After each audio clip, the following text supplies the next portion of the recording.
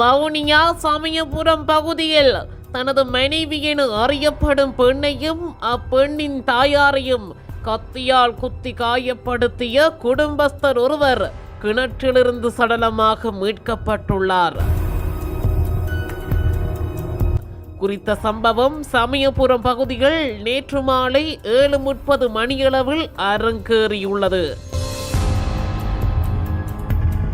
சமயபுரம் பகுதியில் உள்ள வீட்டிற்கு நேற்றிரவு சென்ற உயிரிழந்த நபர் வீட்டிலிருந்த பெண்ணையும் அவரது தாயாரையும் கத்தியால் குத்தி காயப்படுத்தியுள்ளார்.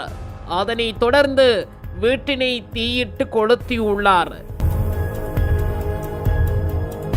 இதனால் படுகாயம் அடைந்த இரு பெண்களும் அங்கிருந்தவர்களால் மீட்கப்பட்டு வவுனியா வைத்தியசாலையில் சிகிச்சைக்காக அனுமதிக்கப்பட்டுள்ளனர். இந்த நிலையில் குறித்த குற்றச்செயலை புரிந்துள்ளதாக சந்தேகிக்கப்படும் குடும்பஸ்தர் அந்த வீட்டின் கிணற்றில் வீழ்ந்த நிலையில் சடலமாக மீட்கப்பட்டுள்ளார். அவர் தவறான முடிவெடுத்து கிணற்றில் வீழ்ந்தாரா அல்லது வேறு ஏதும் குற்றச்சம்பவங்கள் பதிவாகி உள்ளதா என்பது தொடர்பாக போலீசாரால் தீவிர விசாரணைகள் முன்னெடுக்கப்பட்டு வருகின்றது. இதேவேளை உயிரிழந்த குடும்பஸ்தரும் காயமடைந்த பெண்ணும் வெவ்வேறு பகுதிகளைச் சேர்ந்தவர்கள் என கிராம மக்கள் திடுக்கிடும் தகவலை தெரிவித்துள்ளனர்.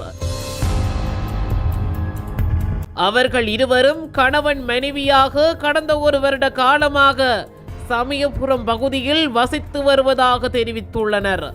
அத்துடன் அவர்கள் இருவரும் ஏற்கனவே வெவ்வேறு திருமணங்களை முடித்துள்ளதாக போலீசாரின் ஆரம்பகட்ட விசாரணைகளில் இருந்து தெரிய வருகின்றது. சம்பவத்தில் வசந்தி என்ற 30 வயதுடைய பெண்ணும் அவரது தாயாரான இந்திரா என்று 69 வயதுடைய 2 பெண்களுமே காயம் அடைந்த நிலையில் சிகிச்சை பெற்று வருகின்றனர்.